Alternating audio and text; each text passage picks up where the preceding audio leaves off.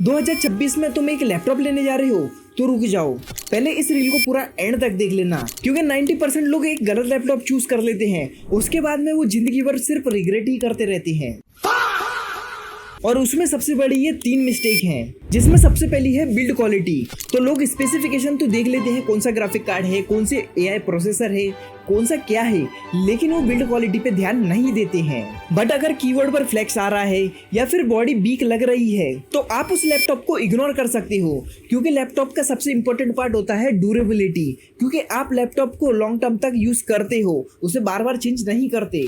दूसरा चीज है कि 8 GB की रैम को आप इनफ समझ लेते हो, लेकिन भाई ऐसा बिल्कुल भी नहीं है, क्योंकि क्रोम में ही अगर आप डीपली काम करोगे तो 8 GB रैम तो वो अकेला ही खा जाता है। और जब आपके लैपटॉप में रैम कम पड़ेगी, आपका लैपटॉप लैग करेगा और फ्रीज भी हो सकता है। तो मिनिमम लैपटॉप में 16 GB की रैम होनी ही चाहिए, और अपग्रेडेशन का भी ऑप्शन होना चाहिए ताकि आप फ्यूचर में उसमें रैम अपग्रेड कर सको। तीसरा है कि आप चार्जिंग स्पीड को इग्नोर कर देते हो, क्योंकि लैपटॉप मिनिमम 1.5 से 2 घंटे का टाइम लेता है चार्ज होने के लिए। लेकिन अगर आपने फास्ट चार्जिंग का सिलेक्शन नहीं किया तो जब आप बाहर जाओगे, कोई ट्रिप करोगे या फिर कहीं और आप लैपटॉप को लेके जाओगे तो आपको चार्जिंग का इश्यू देखने को मिलेगा। इसलिए मिनिमम 65 वॉट की चार्जिंग सपोर्ट तो होना ही चाहिए। और अगर तुम अभी तक देख रहे हो तो तुम्हारे लिए मैंने कमेंट सेक्शन में एक मिस्टेक को और ऐड कर दिया है, जिसे तुम इग्नोर कर सकते हो। और मैंने तुम्हारे डीएम में बेस्ट लैपटॉप की लिस्ट भेज दी है, बस उसे देखने के लिए तुम्हें कमेंट में लैपटॉप लिखना है, लेकिन फॉलो करने के बाद वरना मैसेज नहीं आ पाएगा।